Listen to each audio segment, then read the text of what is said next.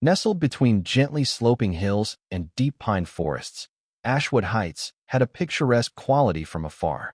Driving in on a bright spring afternoon, I noticed how carefully maintained the roads were. Clean sidewalks, tidy flower beds, and rows of houses in pastel shades of green, blue, and cream.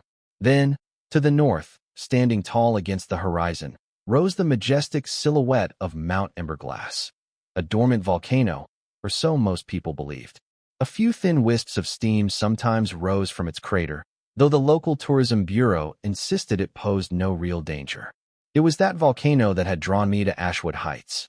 As the chief volcanologist in charge of a national program to monitor and study active and potentially active volcanoes, I oversaw an array of instruments scattered across the region. In other neighborhoods, the local HOAs had cooperated with my team to place inconspicuous monitoring stations near critical vantage points, behind houses, in greenbelts, or tucked away by ridges.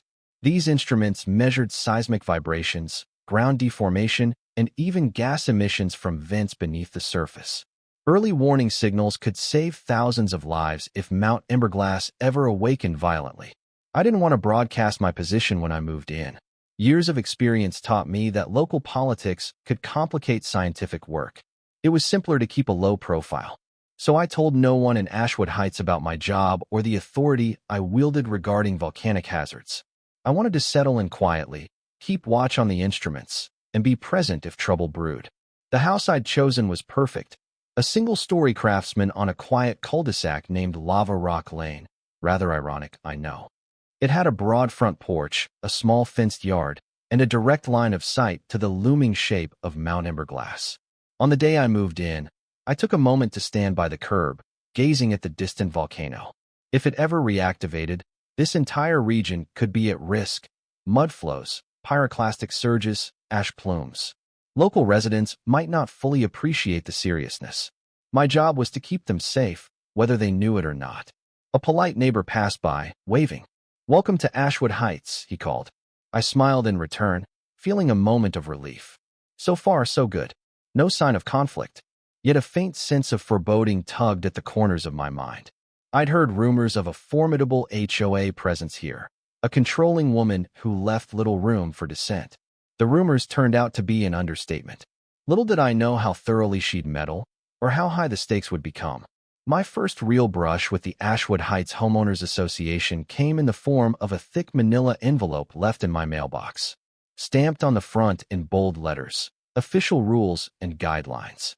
The pages within enumerated everything from permissible grass height to color palettes for exterior walls. At the top of the letterhead was the name Winnie Arundel, HOA Vice President. However, from the neighborhood gossip, I quickly learned that many residents mockingly nicknamed her Karen, due to the way she bossed everyone around, insisted on perfection, and demanded that all concerns be handled exclusively through her. 2 days later, I heard an authoritative knock on my front door. Opening it, I found a woman in her early 50s, sporting a pressed blazer, meticulously curled hair, and a clipboard clutched under one arm. She had a practiced smile plastered on her face, but her eyes glinted with a certain severity. "Hello," she chirped. "I'm Winnie Arundel, but please, call me Ms. Arundel. I'm the vice president of our HOA. You must be the new homeowner on Lava Rock Lane, yes?" I nodded. "That's correct. Nice to meet you. I'm Sam Dwyer." I decided not to volunteer that I was a scientist or anything about my volcanology role. Her handshake was brief and firm. Without missing a beat, Ms. Arundel, Karen, launched into a tidy little speech. "Here at Ashwood Heights, we pride ourselves on order. We have a certain aesthetic standard. You'll find it in your rules packet, garden design, exterior paint guidelines, even appropriate times for yard work. I trust you'll follow them diligently. We want to keep the place in tip-top shape, after all." She gave another bright smile that didn't quite reach her eyes. "I understand," I said politely. "Of course, I'll do my best to adhere to the regulations." She glanced over my shoulder into the house, as if trying to assess its interior. "Also, we do have protocols about visitors, deliveries, and large equipment. If you plan to store anything outside, you must get approval. Tools, machinery, whatever." My heart beat a little faster. She was already hinting at the potential presence of my monitoring equipment. Granted, the The seismic station behind my house was pretty inconspicuous, a small metal box the size of a cooler, partially buried in the ground, with an antenna that reached only a foot above the soil. Another unit existed in a small utility shed on the next street. If the HOA discovered them and decided to meddle, it could hamper my mission. I forced a benign smile. No large equipment, just your average homeowner stuff. She nodded, seemingly satisfied. But in the back of my mind, I sensed trouble. Karen might not know who I was, but if she saw anything out of the ordinary, a wire, a small antenna, or a solar panel powering a sensor, she'd likely raise a fuss. I resolved to keep my instruments as hidden as possible. Ultimately, if an emergency arose, I had the legal authority to do what was needed. But I really wanted to avoid confrontation. If only that were possible. Over the next week, I settled into my new home. Each morning, I'd wake early, sip coffee on the porch, and watch the sun crest over the pine forests, turning Mount Emberglass a golden hue. Then I'd go to my makeshift office inside, logging into the National Volcanology network to check real-time data from the local sensors. Everything seemed stable. Mount Emberglass was quiet. Only minor tremors recorded. That was good news.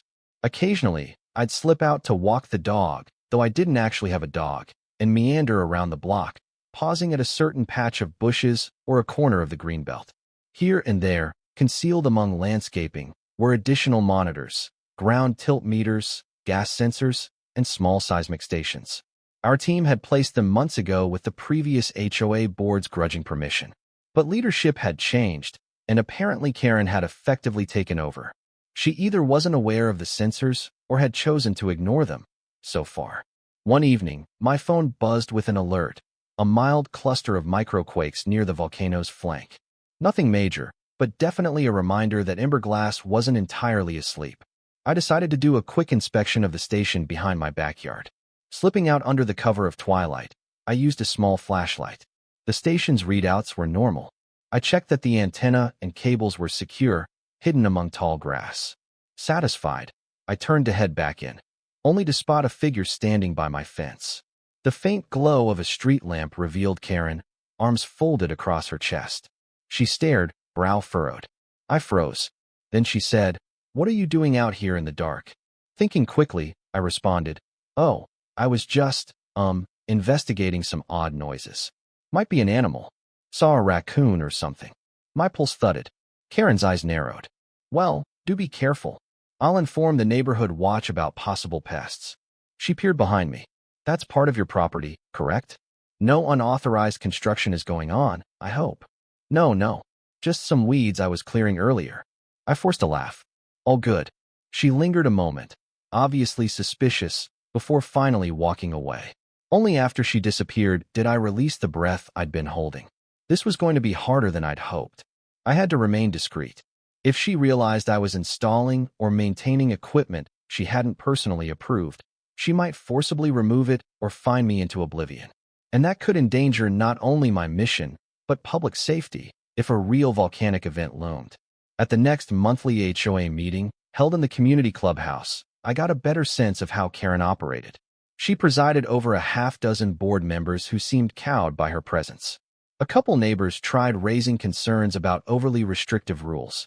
One man complained about an excessive fine for leaving his trash bin at the curb an hour past the designated time. Another woman, red-faced with frustration, said she'd been threatened with penalties for painting her door a slightly off-palette hue. Karen responded with the same condescending smile, repeating that uniformity and compliance preserve property values. The other board members nodded dutifully. I sat quietly, observing. When a neighbor timidly asked about rumored sensors behind certain houses, Karen dismissed it. "I don't know of any official HOA-approved devices. If such things exist, they must be removed or properly documented." My stomach twisted. This was definitely about the seismic monitors, or at least she had an inkling. She was preparing her next move. After the meeting, a few neighbors lingered, whispering among themselves about how unstoppable Karen seemed. One older man told me, "We used to have a more cooperative board, but Ms. Arundel essentially took over. She's big on rules and has personal connections in local government offices. People are afraid to push back." Still, I saw a glimmer of rebellious spirit among some residents. They disliked her tyranny and wanted a more open-minded approach. One mother lamented that she wanted to set up a small greenhouse for her kids, but Karen nixed it for not fitting the neighborhood aesthetic. The father, who had been fined for trash bin timing, told me he was close to filing a formal complaint. But everyone says it's no use, he sighed. She always wins. I realized that if or when Karen discovered the full extent of the hidden volcano monitoring gear, she'd blow up. She'd see it as a direct challenge to her authority. Even though my equipment was sanctioned at the federal level for public safety, she might not care. I dreaded the potential confrontation, but had no real choice. My job was to keep those stations running, whether she liked it or not. Weeks passed, and life in Ashwood Heights continued in uneasy equilibrium. I maintained a friendly demeanor with neighbors, quietly checked on the instruments, and watched for any sign that the volcano was growing restless. The data remained relatively calm, until one early morning, my phone buzzed with a more ominous message. A moderate seismic swarm had begun about 5 miles beneath Mount Emberglass. I quickly logged into the National Volcanologist dashboard. Sure enough, multiple microquakes were popping off in rapid succession, far more than the usual background chatter. This was a potential precursor to an uptick in volcanic activity. Not necessarily an imminent eruption, but a warning sign that magma might be moving. I needed to ensure the entire local network of instruments was fully functional. If the swarm escalated, we'd have to inform the county's emergency management, possibly organize evacuation plans if it got worse. I spent the next few days intensively monitoring data. At first, the swarm plateaued, not too alarming. But then it spiked again. My colleagues at the National Center started calling me, asking for updates on the ground. "We might do some on-site inspections soon," said Dr. Sue, my second-in-command. "We'll need local access to each monitoring station, maybe set up additional instruments." That spelled trouble on the HOA front. Bringing in more gear and specialized teams would definitely catch Karen's attention. We might not be able to hide behind the homeowner facade for much longer. But public safety was paramount. If the volcano truly awakened, we had to be ready to sound the alarm, no matter how many petty rules an HOA brandished. Sure enough, a few days later, the quakes intensified again, and we detected minor ground deformation on the southwestern flank of Emberglass. Gas sensors picked up a slight increase in sulfur dioxide around certain vents. This strongly indicated fresh magma movement at shallow depth. We had to act. I steeled myself for the probable confrontation. We'd need to expand the local sensor network, maybe place a few additional devices in the greenbelt behind Ashwood Heights or atop the ridgeline. Officially, we had the federal right to do so in the interest of hazard monitoring. But Karen would undoubtedly be furious if she saw more equipment popping up. So be it. Lives were at stake. I had no intention of letting her obstruct critical safety measures. Late one evening, while I was reviewing some new ground tilt data in my home office, a loud pounding rattled my front door. Startled, I went to answer. Standing there in the porch light was Karen, flanked by 2 other HOA board members. All 3 were severe expressions. Karen held a piece of paper and brandished it under my nose the moment I opened the door. "I've received multiple complaints about unauthorized installations in the neighborhood, strange boxes, antennas, cables hidden in shrubbery," she snapped. "We suspect you may be responsible, given we've seen you lurking around at odd hours." My stomach dropped, but I maintained a calm facade. "I'm not sure what you mean. Could you elaborate?" Her eyes narrowed. "Don't play coy. We found some devices near your property line, possibly others scattered around. Unless you have an official permit from the HOA, you must remove them immediately. We have the right to enforce this under our covenants." I opened my mouth to respond, but she pressed on, voice rising. "Additionally, there have been rumbles, earthquakes, whatever. Our roads have hairline cracks in some spots. People are frightened. If your weird devices are causing vibrations or interfering with the soil, you'll be held liable." She actually had the gall to suggest that my equipment might cause quakes. That was too much. I took a slow breath, forcing my tone to remain polite. "Ms. Arundel, I assure you those minor quakes are natural. We're near a dormant, or potentially active, volcano. The instruments around the neighborhood are part of a scientific network." She cut me off with a derisive laugh. "Scientific network? We have not approved any so-called network. This is private land. Unless you can produce official HOA documentation, you are in violation." I have the authority to fine you or forcibly remove any unapproved hardware. She waved the paper in front of me again. This is your official notice. You have 7 days to comply or face consequences. The 2 board members beside her nodded in grim unison. I realized they'd been thoroughly cowed or swayed by Karen's personality. The entire conversation felt like a flimsy show of power, but it was still a threat. I clenched my fists at my sides. I would strongly advise you to think carefully. If you remove those instruments, you put the community at risk. We are tracking potential volcanic hazards. She rolled her eyes. Ridiculous scaremongering. Mount Emberglass hasn't erupted in centuries. The hazard here is your unauthorized junk. Mark my words. Either remove them or the HOA will do it for you. Then she spun on her heel and marched back down my walkway, the other 2 in tow. I shut the door, heart pounding. Karen's ultimatum was no idle threat. She might truly remove or destroy the sensors. That would undermine my team's ability to detect early signs of an eruption, potentially endangering thousands. I realized I had little choice but to escalate the matter, and soon. Early next morning, I contacted my second-in-command, Dr. Sue, and explained the situation. She was aghast. We can't lose those stations. If the quake swarm worsens, we need real-time data to issue evacuation orders if necessary. I nodded, pacing the living room. We have official federal backing to place instruments for public safety, but the HOA is threatening to forcibly remove them. They claim we're on private land. The previous board had given us verbal permission, but apparently it wasn't well documented. Dr. Sue paused. We can get a legal injunction from the state or federal agencies, but that might take time. Maybe we can reason with them if we show them your official credentials. I sighed. Karen isn't the type who listens to reason. She's a bureaucrat with a megalomaniac streak. But you're right, we can't let this go on. The risk is too high. So we quickly arranged a meeting with local emergency management officials, planning to inform the HOA leadership that these devices were mandated by the National Volcanology program. We hoped that the weight of government authority would make them stand down. Even if Karen still wanted to resist, once she realized I was the chief volcanologist overseeing the entire region, she might realize the futility. That evening, I personally emailed the HOA board, requesting an urgent session to discuss public safety measures.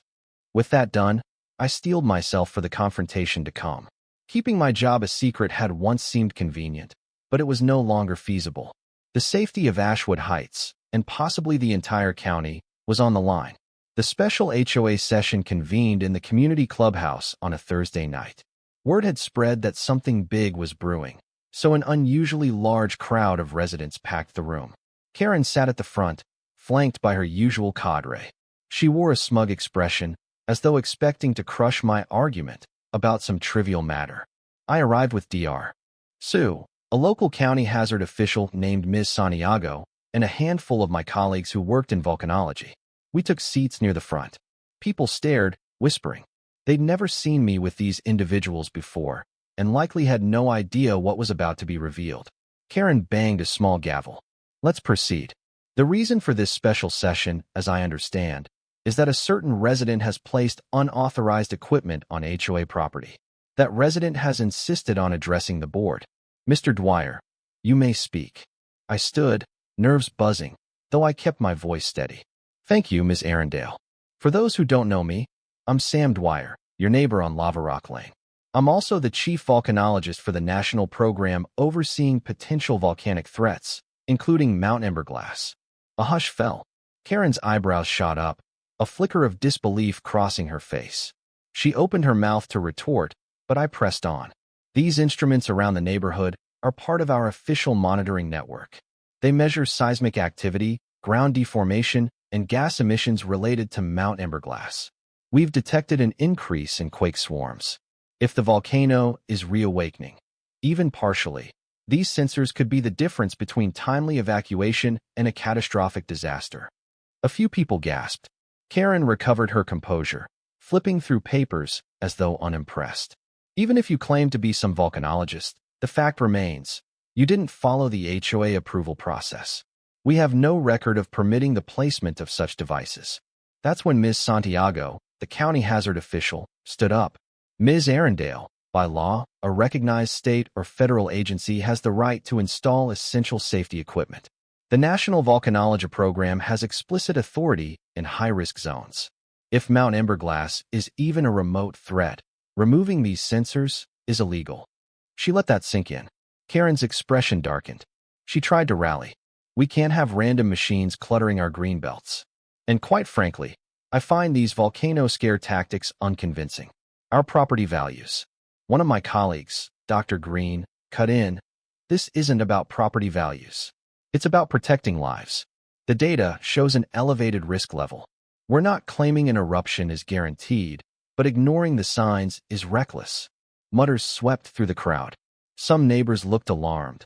Others wore expressions of dawning understanding. A father raised his hand.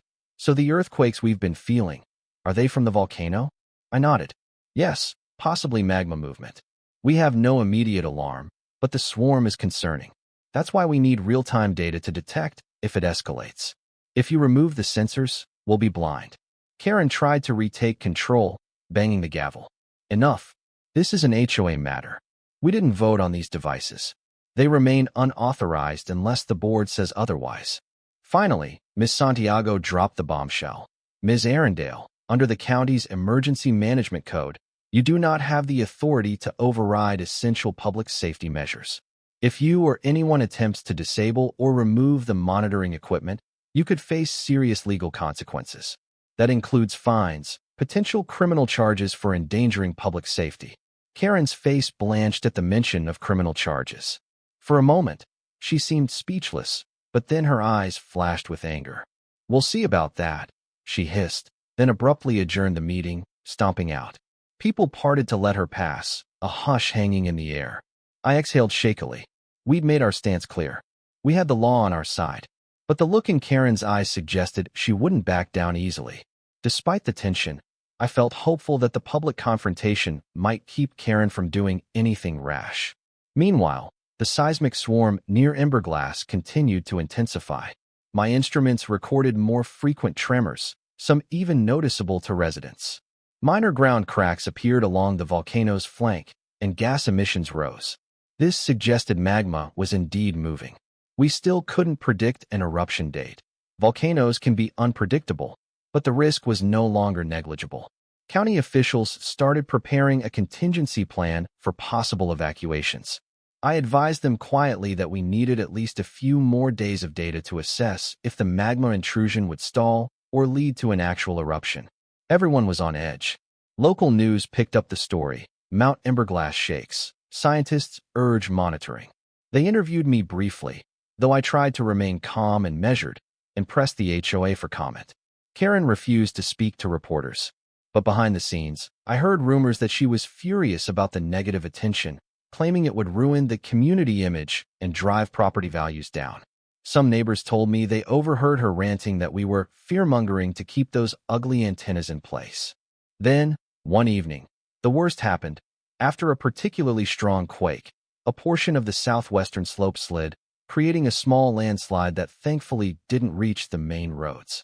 But it was a stark reminder that we were dealing with raw geologic force. If an eruption occurred, or even a lahar, mudflow triggered by volcanic activity, Ashwood Heights could be in the path. Now more than ever, we needed every sensor fully operational. We needed to detect changes in real time. It was a race against nature, complicated by petty human obstinacy in the form of Karen. The quake activity peaked late one stormy night. I was hunched over my laptop, analyzing new data. Suddenly, multiple sensors dropped offline, one after another. I stared, alarmed, as a chunk of the volcano's southwestern monitors went dark. Then, the station behind my own house also stopped transmitting. This was no glitch. It looked like someone physically cut power or cables. My phone rang. Dr. Sue, frantic. We lost half the network around Emberglass. The signals died simultaneously. That can't be a coincidence. Did the HOA sabotage them? My gut churned. Karen had threatened to remove the devices. Maybe she'd snapped, deciding to take advantage of the stormy darkness to do her cleanup. But this was unbelievably reckless. The volcano was nearing a critical watch level, and we needed every bit of data. If she'd truly destroyed or disabled them, people's lives were at risk. I dashed outside in the rain, heading to the station in my backyard. Sure enough, the enclosure door was pried open, the cables yanked out, the antenna snapped off. A single piece of paper was taped inside, a cease and desist notice with the HOA letterhead. My blood boiled. She had done it, or had it done. Grabbing my phone, I called Ms. Santiago at the county emergency office, half shouting over the storm. It's sabotage. The critical sensors are destroyed. We need police out here. Right now, the HOA is interfering with a federal operation. She promised to dispatch officers immediately. Heart pounding, I threw on a jacket and sprinted up the street, checking the Greenbelt station behind the next block. The same scene, cables cut, equipment battered. I saw footprints in the mud, apparently from multiple people. Possibly Karen had roped in a few stooges or underlings to help her. This was beyond a petty fine or code violation. This was a federal crime, endangering an entire region. Fury and dread tangled in my gut. Just as the sabotage came to light, nature made a dramatic move. A magnitude 5.3 quake rocked the entire area. Houses in Ashwood Heights rattled. Pictures fell off walls. People stumbled into the streets. A thin plume of ash puffed from Mount Emberglass's summit, visible even in the stormy night sky under flashes of lightning. Word spread instantly. The volcano was shifting into a more active phase. With half the monitoring network offline, we were partially blind. We scrambled to get partial readings from the few sensors still functional. The county's emergency management declared a volcanic advisory, urging residents to prepare for possible evacuation if the situation escalated further.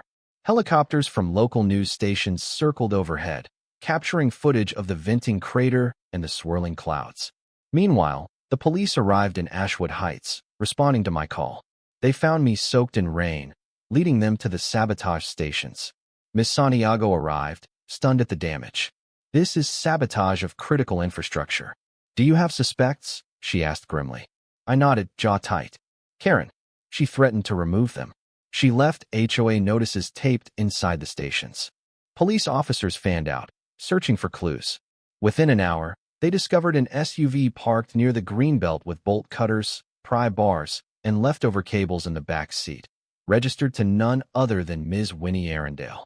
The next step was obvious. They had probable cause to bring her in for questioning. But in that chaotic moment, as aftershocks trembled the ground, we realized we had more pressing concerns. The volcano's behavior was uncertain, and we had only partial data. We scrambled to do what we could. Dr. Sue tried reactivating any sensor that wasn't completely destroyed. I used my phone to coordinate with colleagues in a regional office, cross-checking satellite imagery. The risk of a significant eruption was growing. We needed immediate readiness to evacuate thousands, including everyone in Ashwood Heights. At dawn, the local sheriff, accompanied by a city officer, arrived at Karen's house with an arrest warrant. The sabotage had left behind indisputable evidence. She tried to mask her involvement by claiming she was enforcing HOA rules, but forcibly disabling federally authorized hazard equipment was a serious crime. Neighbors gathered in the street as law enforcement escorted Karen out of her home in handcuffs. She sputtered protests. This is absurd. I was protecting our property values. That man was scaring everyone with his fake volcano panic. She glared at me from across the yard. You did this. I stared back, a mix of anger and sadness. You jeopardized the entire community, Ms. Arundel. If the volcano had erupted without warning, countless lives could have been lost. She continued shrieking about her innocence, but the cops bundled her into the cruiser. Cameras from local and national news, already swarming the neighborhood to report on the volcano crisis, captured the arrest in real time. The story went viral. HOA president arrested for sabotaging volcano monitors as eruption looms. The rest of the HOA board scrambled to distance themselves from Karen's actions, claiming they never approved any sabotage. A few likely helped her, but she'd done it so secretly that all blame now fell squarely on her. Meanwhile, local authorities swiftly indicted her on charges of criminal interference with a federal safety operation, vandalism, and reckless endangerment. She faced the possibility of major prison time, plus fines that could cost her everything. She was in far deeper trouble than I suspected she'd ever imagined. Despite the sabotage, we managed to partially restore some of the equipment within 24 hours. My team worked frantically, splicing cables, replacing sensors with spares shipped in by helicopter. The quake swarm continued, and fresh vents opened near Emberglass's summit, spewing more ash. It was a precarious situation. At any moment, the magma could break through in a full-blown eruption. County Emergency Management, aided by the National Guard, prepared to evacuate Ashwood Heights and surrounding towns if certain key indicators, like rising harmonic tremor or a sudden jump in gas emissions, spiked. Anxiety gripped the region. People packed their cars, waiting for the official word. Meanwhile, Karen sat in custody, presumably stunned that her attempt to rid the neighborhood of ugly antennas had turned her into a national disgrace. The media hammered on the storyline. A reckless HOA leader's destructive ego. Pundits debated how local governance sometimes clashes with critical infrastructure. Volcanologists nationwide expressed outrage, calling for stricter protections for hazard monitoring systems. Fortunately, by the grace of nature, the volcano did not progress to a cataclysmic eruption. Instead, after days of intense activity, Emberglass stabilized. The magma intrusion seemed to have stalled just beneath the surface. Ash emissions tapered off, the quake frequency fell, and experts concluded the immediate threat was diminishing. We maintained a watchful posture, but it appeared we'd dodged the worst-case scenario. During that tense window, all of us recognized how vital those sensors had been. Had Karen succeeded in wrecking the entire network earlier, we might never have known how close the volcano was to erupting, or might have been forced to order a massive evacuation purely out of ignorance, causing chaos. Her sabotage had proven the dire need for federal authority in such matters. In the aftermath, with the crisis receding, the judicial system turned its full attention to Karen's case. The evidence was overwhelming. Security footage from a neighbor's camera caught glimpses of her at multiple sabotage sites, plus her vehicle loaded with tools. Her own HOA notices stuck to the vandalized stations. Additional text messages from her phone revealed she'd planned this for weeks, enraged at the ugly government junk and the volcano hoax scaring buyers away. At trial, the prosecutor argued that her actions could have resulted in catastrophic loss of life if the eruption had advanced. Even though we were lucky it didn't blow in full force, the potential risk was enough for the court to impose a heavy penalty. She was found guilty on multiple counts, including felony charges of interfering with a national emergency system. The judge denounced her breathtaking arrogance and disregard for public safety, sentencing her to several years in prison. Moreover, the civil suits from the government and from individual plaintiffs who had faced undue hazard, some lost property value in the panic, led to substantial financial judgments against her. To satisfy those debts, her property, that stately two-story she'd so zealously protected, was seized and sold at auction. The once formidable HOA vice president thus ended up behind bars, her reputation in tatters, her assets gone. A cautionary tale repeated in local news. How one woman's obsession with control had nearly compromised a vital volcanic early warning network. With Karen out of the picture, Ashwood Heights started to rebuild trust. The newly reorganized HOA board, chastened by the fiasco, cooperated fully with the Volcanologist team. They rewrote their rules to explicitly allow federally authorized hazard monitoring devices. The sabotage sites were repaired, and we even expanded the network, adding more robust sensors. Next time the volcano stirred, we'd be even better prepared. Neighbors gradually recovered from the stress of near evacuation. Some who had once complained about the monitors now saw their value, grateful for the heads-up they'd provided. My relationship with the community improved. People recognized me not just as a new resident, but as the national volcanologist who, ironically, had come to keep them safe. They started asking me questions about the volcano, about how eruptions happen, about the local geology. I hosted a small Q&A session in the clubhouse, teaching kids and curious adults about lava, pyroclastic flows, and the complexities of forecasting an eruption. Mount Emberglass remained under watchful eyes. Even though its immediate crisis subsided, we wouldn't be complacent. With the sabotage undone and the HOA fiasco resolved, we had the stable foundation needed to continue vigilant monitoring. Life in Ashwood Heights, freed from Karen's tyranny, settled into a calmer, friendlier rhythm. Every so often, I gazed at the volcano's silhouette at sunrise, reflecting on how close we'd come to a disastrous scenario. Karen's sabotage attempt was shocking, but it also reinforced how crucial scientific monitoring and cooperation truly were. In the end, her destructive act brought about a stronger alignment between local governance and public safety. Her downfall was the impetus for real improvement. Months later, word filtered out about Karen's final sentencing details. Her jail term began immediately after the trial, and her house, the prized possession she so ardently protected from anything she deemed unsightly, was confiscated to pay the massive fines and restitution. Some neighbors felt a twinge of pity, but most agreed that her own hubris had paved this path. She'd nearly risked thousands of lives for the sake of preserving an illusion of perfect aesthetics. The press reported that she was not adjusting well to prison life. Her attempts to demand better management from guards and other inmates apparently fell on deaf ears. Meanwhile, the new owners of her former house promptly welcomed the presence of the monitoring station in the backyard, joking that it was a conversation starter during barbecues. As for me, I continued my mission, grateful that when real crises arise, science and reason can prevail, despite the obstacles posed by those like Karen. We were lucky this time.